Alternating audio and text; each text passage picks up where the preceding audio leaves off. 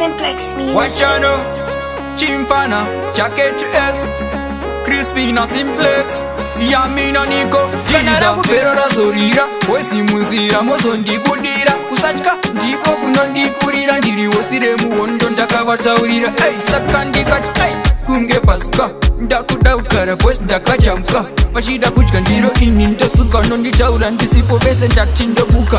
Ndiri kupusha chigonyeti pamukata, reka ndishingirire ayewa zvinoita. Hapana akangotanga imi nekupinda pushi ndoramba ndichipusha.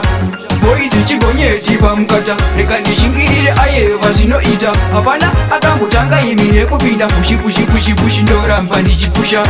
Kupinda mayesu zvinotora, bati mangoma aya boys musashora. Anotanga afa munhu then mozopera, unotanga urefreshing kakozokora. Kutakuisa nyuchi ndozomora, kumisa mota dendozokwira, kudhila dhiu dendozosila, kukoka futi dendozokila. Ndiri kupusha chigonyeti pamukata, reka ndishingirire ayewa zvinoita. Hapana akangotanga imi nekupinda pushi ndoramba ndichipusha. Boys chigonyeti pamukata, reka ndishingirire ayewa zvinoita. Hapana akangotanga imi nekupinda pushi ndoramba ndichipusha. Kana rakupero razorira, wesi munzira mozondibudira, kusatya ndiko kunondikurira, ndiri wosire muwondo ndakavataurira.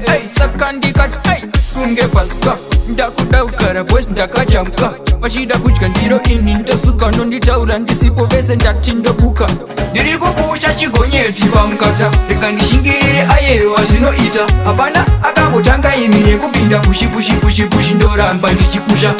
Boys chigonyeti pamukata, reka ndishingirire ayewa zvinoita. Hapana akangotanga imi nekupinda pushi ndoramba ndichipusha. Kupinda mayesu zvinotora, bati mangoma aya boys musashora. Anotanga afa munhu then mozopera, unotanga urefreshing kakozokora. Kutakuisa nyuchi ndozomora, kumisa mota dendozokwira, kudhila dhiu dendozosila, kukoka futi dendozokila. Ndiri kupusha chigonyeti pamukata, reka ndishingirire ayewa zvinoita. Hapana akangotanga imi nekupinda pushi ndoramba ndichipusha.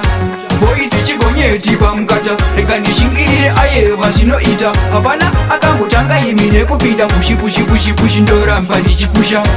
Kana rakupero razorira, wesi munzira mozondibudira, kusatya ndiko kunondikurira, ndiri wosire muwondo ndakavataurira.